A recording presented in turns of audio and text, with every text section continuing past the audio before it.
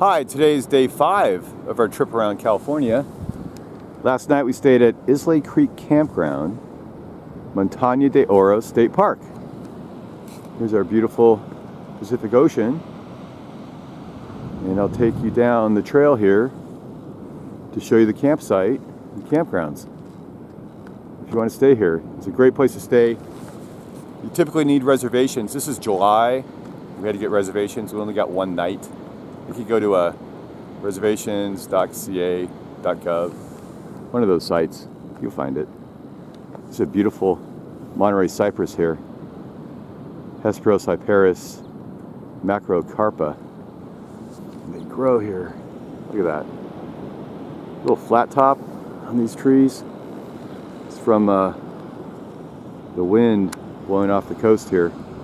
I've got a whole video on this tree if you want to take a look at it. But for now, let's go down and check out the campsite.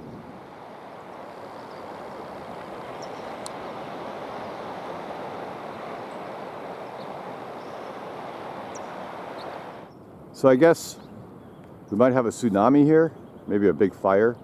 But if you hear a siren, make sure you're ready to move. Here we got beautiful cypress trees. Lots and lots of restrooms. That's not a problem. This here's the Spooner House, which is a little museum and little visitor center you can check into. And there's lots of wild mustard. I think this is short pod mustard from the Brassicaceae family. Little bee on him. Grows really wild up here. So here, watch out for your poison oak. It's just like this. These little red leaves, green leaves. They come in leaves of 3. 1, 2, 3. Up here, 1, 2, 3. 1, 2, 3.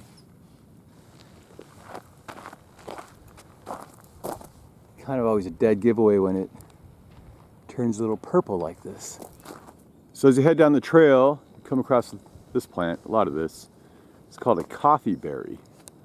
These little berries right here. It's called a coffee berry. This here is just our run-of-the-mill coastal sagebrush. Here. And over here, these guys are called seaside poppies. Okay, and they're related to California poppy.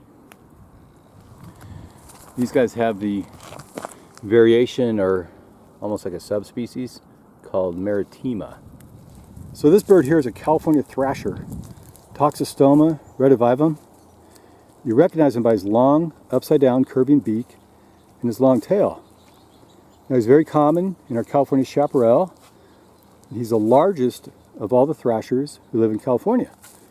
He's a year-round resident, and he uses his beak to sweep leaf litter and dig into the ground looking for insects and invertebrates. Sometimes small fruits that might have fallen off some of our shrubs, like toyons. Here's a California towhee, Melozone crissalis. He's one of the most common birds that we have up here at Montaña de Oro.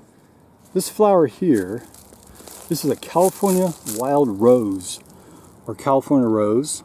It's Rosa californica. He's rosaceae. It's got 5 petals, open-faced, lays flat, smells real nice. He's usually white, pink, or magenta. Like other roses, they grow on a stem here, and the stem's got these really sharp cat claw shaped thorns. It's native to California chaparral and our woodlands. This is space number 1 and space number 2. So they're a little bit tight, but they're big enough for a little car and a tent. Space 3, a couple spaces up here.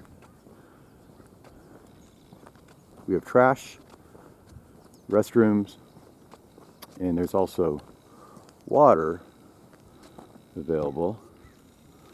Up here, a couple water outlets, but not for washing your dishes. So here's a flock or covey of California quails, Callipepla californica. This is the state bird of California. course, they're very sociable. They're ground dwelling. They like to run instead of fly. On the top of their heads is this curving crest or plume. It's made of 6 feathers that droop forward. In the males, they tend to be a little more showier in their plumage and their colors. So he's a year-round resident, and he forages by scratching at the surface, looking for seeds and leaves, maybe some berries, and even insects. This little pretty bird is called a scrub jay, and he'll eat your food you leave out at the campsite. So here's another of our Monterey cypress. Here. Here. So they kind of come in all sorts of shapes and sizes. This guy's really full. Lots and lots of fruit. We have lots of pine trees here too. So here's a butterfly here. This is a West Coast sister, Vanessa annabella. She shares her genus with the painted lady butterfly, Vanessa cardui.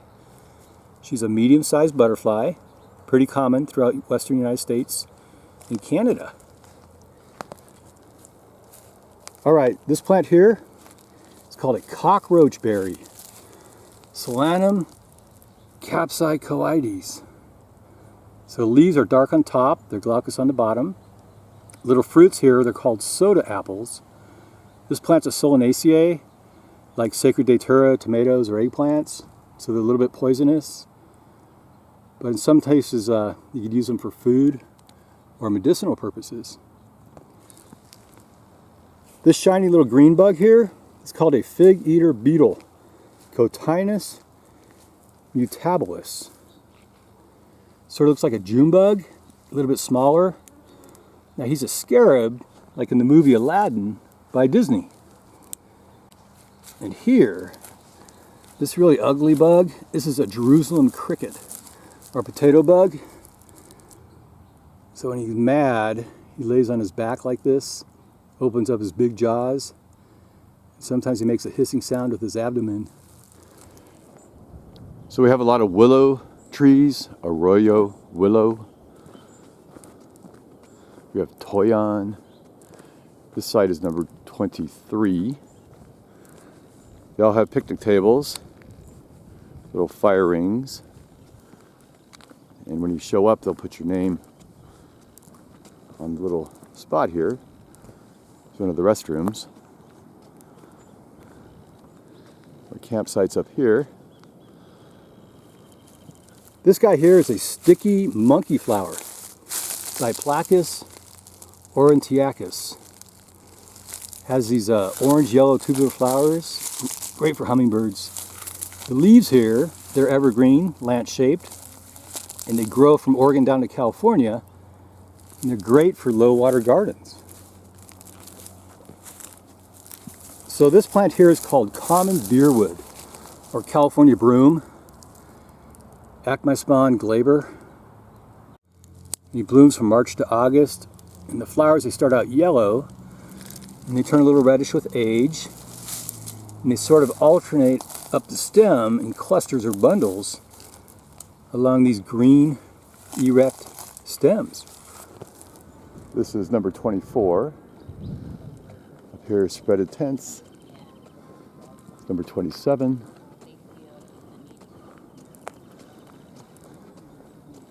Heads up farther. Some California quail having a little breakfast. We also have scrub jays. Tons and tons of California towhees. These little guys. So this little stem plant here, this guy is called a yellow dock, Rumex salicifolius. He starts out with a single stem growing out of the ground. He's got these lance-shaped, long, willow-like, wavy leaves. He's got a red stem, and the leaves get smaller as you get to the top. Then you get the bundles of flowers here at the mid-stem, usually like 20 flowers per cluster, up until you get to the top. And that's how this guy propagates. Here's a lot of nasturtium. Everybody knows this plant. It grows kind of wild up here. All inside of our poison oak. over here. And these guys are edible. Got a nice green one here. The whole thing's edible, like leaves, flowers, whole shebang. Now be careful. Some of these cliffs are rather steep down into the arroyo, the creek, or the dry creek. Our site's right up here. And last night I left out some food, so the raccoons came and ate it. So make sure you pack up your food real nicely. Check out our site. This little plant hiding here, this guy's a wild radish. Raphanistrum. He's got 4 petals. This guy lost one here. Usually comes in whites, purples, light orange, or yellow. He blooms from June to August. The stems are a little reddish, hairy. He grows about 2 feet tall. He grows out of a single stalk from the ground. So all the soft parts of this wild radish are edible. And if they're a little hard, you just boil them up and soften them for dinner. So this here is site 31. That's where we stayed last night in our little RV. So it's pretty spacious.